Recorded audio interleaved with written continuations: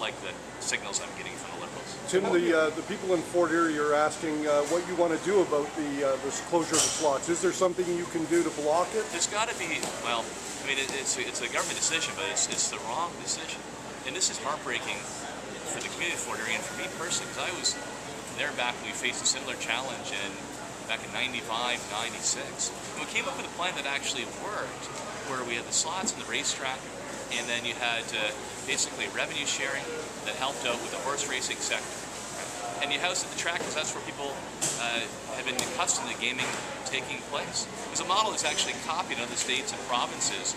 And now it seems like this government is very much focused on raising as much money as possible, no matter what the impact is on local jobs.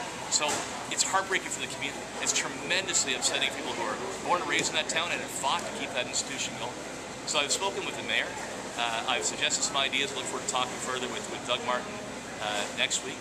Surely there's got to be a better way than just going down there and saying on April 1st it's closed. There's got to be a better option we can put on the table. How do you handle the whole gaming industry differently? Obviously they've got challenges and numbers are down, but is it not opening up the Toronto casino? Is it closing different casinos? How would you have handled that whole situation? I wouldn't have turned it into a big tax grab, which is the Liberals are doing.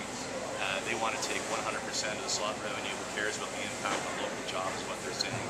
And I'm very worried that this decision on racetrack slots in Fort Erie and other border towns will be a death blow to the racetrack communities as well.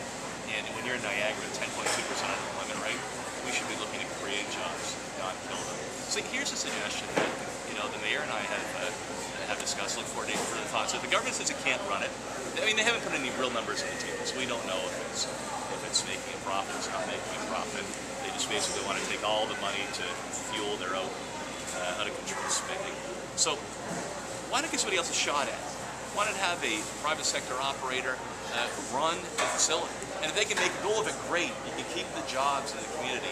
If they can't, then they can't. But at least we gave it a second shot. I think it was shocking, and it dropped like a bomb on Fort Erie. When out of the blue, they announced this, and those jobs are gone April 1st. There's got to be a better way. Now, what about in Niagara Falls? How would you handle that situation in Niagara Falls with obviously declining numbers there? I'd let them operate as private sector operators and stop trying to micromanage them. I mean, the cat's out of the bag. They said earlier this week, the finance minister confirmed the other day that they're going to keep both the Niagara Falls casinos open. They want to close down Fort Erie. It cost us hundreds of jobs, or maybe thousands, and the spin-offs in the racetrack sector.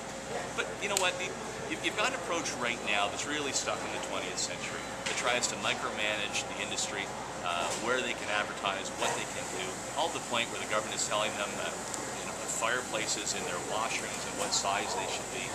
I don't think it's the government's job to be purchasing slot machines and roulette tables, right? Those are those that should be healthcare and education.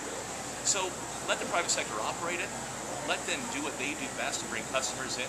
The government's role should be regulatory. Make sure that you've got an honest game, that you've got honest people operating the sector, but get the government off their back and give them the chance to create jobs. Because right now, I think they're weighted down by a big, old-fashioned bureaucracy. What's your first question to Dalton McGuinty when at your first